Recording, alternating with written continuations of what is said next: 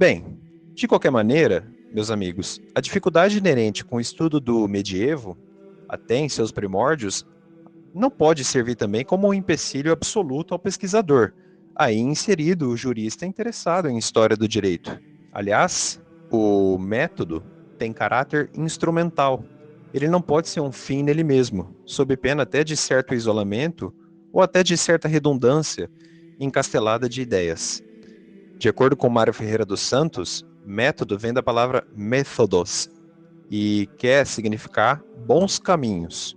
Mesmo assim, mesmo com a dificuldade de se estudar o medievo, é preciso tomar algum caminho, sob pena de se pensar muito nos mapeamentos possíveis e pouco, se não nunca, no objeto da história, na história.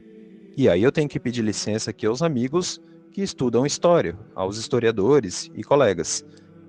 Às vezes eu vejo muita discussão sobre metodologia e teorias da história, de maneira que muito se diz sobre o que seria ou não história, mas pouco se diz sobre a história.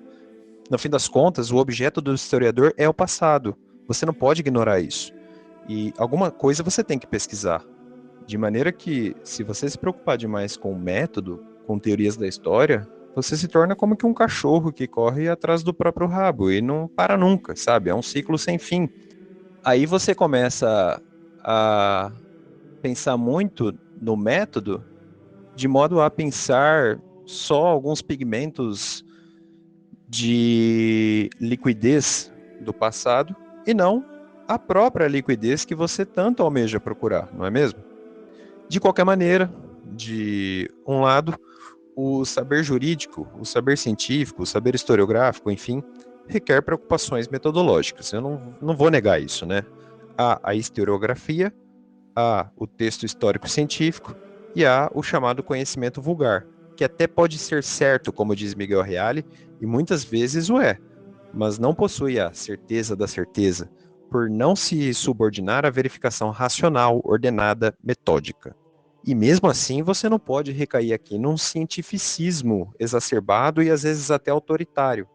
Afinal de contas, atualmente, pensa-se na ciência das humanidades, né? Ou melhor, na ciência em humanidades, como algo digno de uma veracidade inquestionável.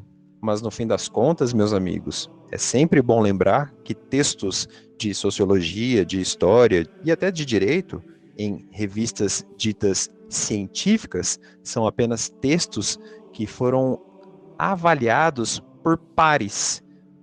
Isso não faz algo verdadeiro. Isso, na verdade, é um controle burocrático do conhecimento. Não quer dizer que o texto seja bom ou ruim. Só quer dizer que ele foi avaliado por seus pares. E antes de prosseguir aqui, até faria uma observação.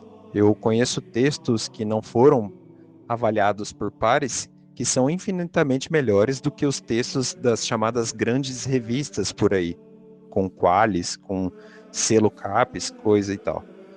Curiosamente, os textos que eu mencionei que são bons não estão nas revistas porque eles não são aceitos, porque eles afrontam o paradigma que hoje você pensa que é científico, mas que daqui a alguns anos pode não ser.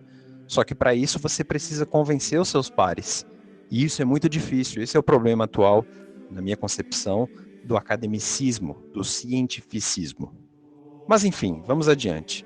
O caráter intuitivo, que, salvo melhor juízo, orienta a maioria das pesquisas historiográfico-medievais, pode ser somado a outros elementos teórico-metodológicos. E aí se transita num viés dualizado de fonte e do próprio pesquisador. Ou melhor, da fonte e do próprio pesquisador, não é? A isso eu dei um nome naquele ensaio de pautas cognitivas possíveis, a variedade teórica passível de ser explorada por um estudioso da história do processo no Império Bizantino durante o período de Justiniano, 527 depois de Cristo e ou melhor, a 565, não é? Depois de Cristo.